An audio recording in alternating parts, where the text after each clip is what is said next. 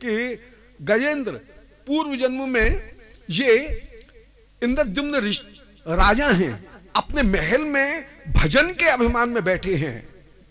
जो अंतराय हैं वो अंतराय श्री विश्वनाथ चक्रवर्ती जी ने अंतरायों का वर्णन किया है माधुर्य कादंबनी में कि अंतराय 4 प्रकार के।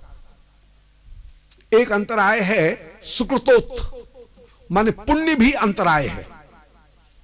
पुण्य करोगे तो पुण्य का फल भोगना पड़ेगा, संसार में आना पड़ेगा। दूसरा अंतराय है दुष्कृतोत्थ, माने पाप करोगे तो पाप का फल भोगने के लिए कष्ट भोगना पड़ेगा, नरक में जाना पड़ेगा, यह अंतराय हो गया। तीसरा अंतराय जो है वह है अपराधोत्थ, यह सबसे बड़ा अंतराय। नामापराध बन गया, वैष्णव अपराध बन गया तो वो सबसे बड़ा अपराध। नामापराध से इसलिए बचे, नामापराध वैष्णव अपराध इनसे बचे। और चौथा जो अंतराय है वो अंतराय है भक्त्युत्थ। भजन करने पर भी कभी कभी अंतराय की प्राप्ति होती है, अर्थात जरा सा भजन किया और मन में अभिमान आ जाए, बोले अरे हम इतना भजन करने वाले हैं, तो ये भी अंतराय है। और वो ही अंतराय था आज भक्त्युत्थ अंतराय श्री इंद्रद्युम्न राजा में उस समय आ गया। इंद्रद्युम्न अपने भवन महल में बैठे हुए भजन कर रहे हैं, माला जप कर रहे हैं, मंत्र जप कर रहे हैं, और इनके गुरुजी आए श्री अगस्त्य ऋषि। ये मन में विचार कर रहे हैं कि भगवत सेवा में निग्रह और अनुग्रह ये दोनों ही निषेध हैं। मैं भगवत सेवा में इस समय बैठा हूं, मैं कैसे किसी को उठ करके आदर करूं, स्वागत दूं। गुरुजी का ही आदर नहीं किया। अगस्त्य ऋषि तो हंसे, बोले बच्चा भजन तो करता है परंतु किसी संत के पास में रह करके भजन की रहनी नहीं जानी।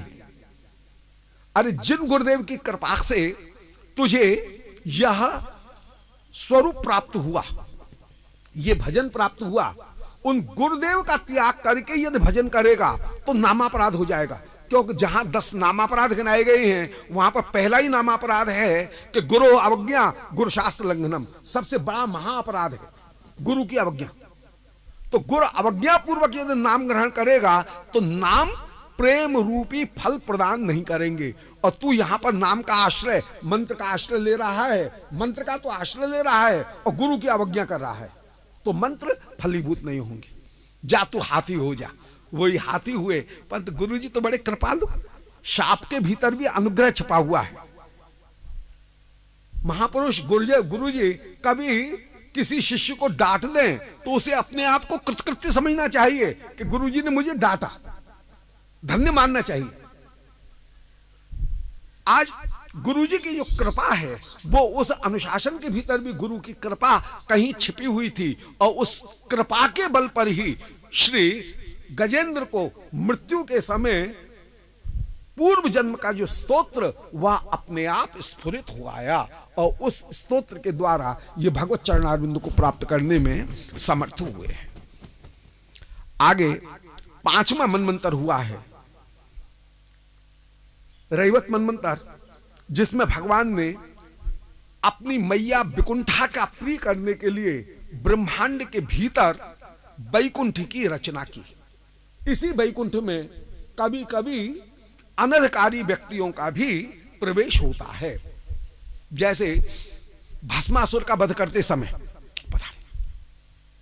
भस्मासुर का वध करते समय भस्मासुर जो है वो शिव जी के पीछे पीछे गया, वैकुंठ में भी पहुंचा। अब असुर वैकुंठ में कैसे पहुंचेगा, तो वो कोई दूसरे वैकुंठ में नहीं गया, वो इसी वैकुंठ में गया।